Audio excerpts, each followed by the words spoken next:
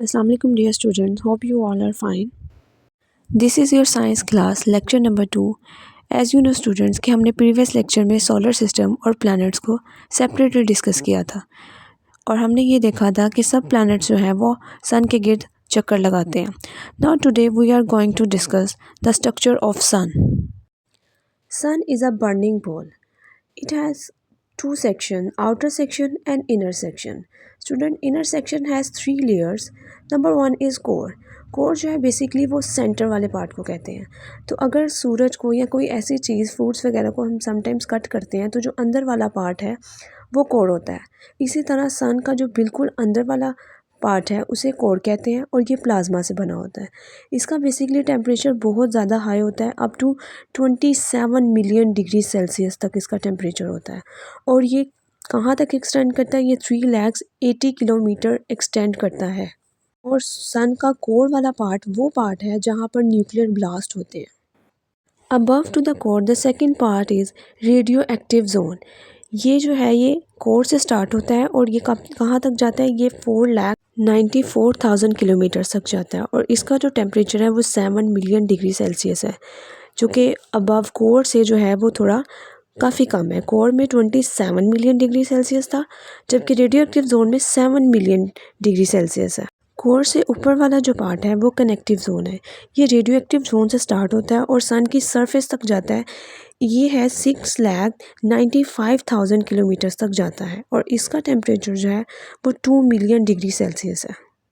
That means सबसे high temperature core में, then radioactive zone and connective zone. Now move to the outer section.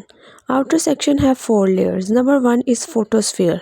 Photosphere वो layer है जो कि हमें, अगर हम अर्थ से जब सन को देखते हैं, जो सन हमें नज़र आ रहा होता है वो बेसिकली फोटोस्फीयर है.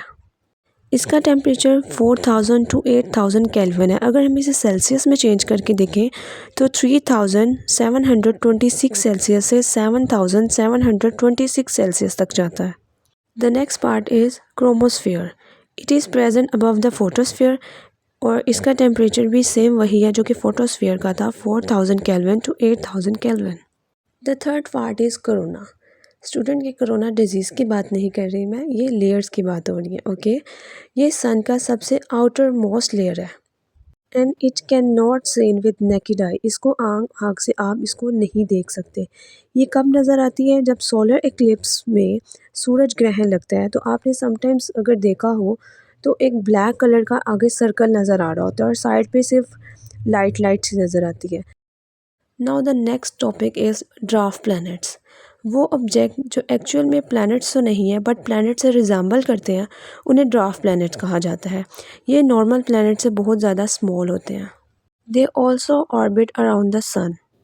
इनकी इतनी इनफ ग्रेविटी भी होती है कि अपने प्लैनेट को एक राउंड शेप दे देते हैं, जैसे कि मून. बट ये ना तो मून है ना ही ये प्लैनेट्स हैं, क्योंकि इनके अंदर उनके ऑर्बिटर में जो कि स्टफ़ होता है वो उसको क्लियर नहीं कर पाते, जैसे कि एस्टेरॉयड, कॉमेट्स, जो कि अभी हम आगे जाके डिस्कस करेंगे. ड्वार्फ प्लैनेट की एक एग्जांपल प्लूटो है.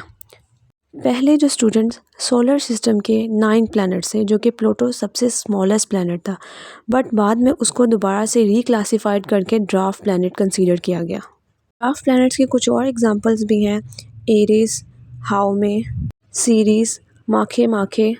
ड्वार्फ प्लैनेट्स की कुछ करेक्टरिस्टिक्स जो हैं वो प्लैनेट्स जैसी हैं और कुछ माइनर बॉडीज़ जैसी हैं, जो कि अभी हम आगे जाके डिस्कस करने लगे हैं. स्टूडेंट, एज यू नो, हमने प्रीवियस लेक्चर में हेवनली बॉडीज़ के बारे में पढ़ा था कि heavenly bodies orbit around the sun, और उसमें से हमने हेवनली बॉडी प्लैनेट्स के बारे में पढ़ा था. Now the next heavenly body is comets. Comets actually जो है वो आइसी हेवनली बॉडीज़ है और सारी हेवनली बॉडीज़ जो हैं वो सन के गिर्द चक्कर लगाती हैं. ये कॉमेट्स के 3 पार्ट्स हैं: nucleus, coma and tail. Nucleus जो है वो इसका सेंट्रल पार्ट है. कोमा इसका वो पार्ट है जिसमें से डस्ट और गैसेस रिलीज़ होती हैं. एज़ यू नो कि ये आइसी यानी कि फ्रोज़न बॉडी है, तो जब ये फ्रोज़न कॉमेट्स की बॉडी सन के करीब जाती है तो ये गैसेस और डस्ट रिलीज़ करती है, और ये जो गैसेस और डस्ट है ये टेल की फॉर्म में प्रोमिनेंट होकर नज़र आती हैं, जैसे कि आप इसको पिक्चर में देख रहे हैं. The next heavenly body is asteroids. Asteroids are very small rocky bodies और ये भी सन के गिर्द चक्कर लगाते हैं. एक्चुअली स्टूडेंट्स, एस्टेरॉयड जो हैं वो ब्रोकन पीसेस ऑफ स्टार्स हैं. और ये मार्स और जुपिटर के दरमियान पाए जाते हैं। क्या आपको याद है हमने इनर और आउटर प्लैनेट्स के बारे में पढ़ा था? इनर प्लैनेट्स जो हैं वो मार्स तक थे और जुपिटर से आउटर प्लैनेट स्टार्ट हो रहे थे। तो ये मार्स यानी कि इनर जहाँ ख़त्म हो रहा है और आउटर जहाँ स्टार्ट हो रहा है उसके दरमियान में पाए जाते हैं और उस सेंट्रल पार्ट को एस्ट्रॉयड बेल्ट भी कहते हैं। इनकी एग्जांपल में सीरीज़ वेस्टा आ जाते हैं। And the third heavenly body is meteoroids. Meteoroids are actually rocky or metallic body that orbits around the sun. इसकी इंटरेस्टिंग बात यह है कि स्टूडेंट्स हमने इसको समटाइम्स देखा भी हुआ है। ये ऐसे हेवनली बॉडी हैं जो कि अर्थ के एटमॉस्फेयर में एंटर हो जाते हैं। जब ये एंटर होते हैं तो एयर फ्रिक्शन की वजह से ये आग पकड़ लेते हैं। आग पकड़ने की वजह से इनकी जो लाइट है वो ऐसे हमें नज़र ऐसे आता है जैसे वो फास्ट मूविंग लाइट की तरह गुजरे हैं, जिसे हम समटाइम्स टूटा हुआ सितारा या टूटता हुआ सितारा भी कहते हैं या शूटिंग स्टार्स कहा जाता है। And these all heavenly bodies और objects. Student, it's your homework to read the chapter and understand the difference between these heavenly bodies. Thank you so much.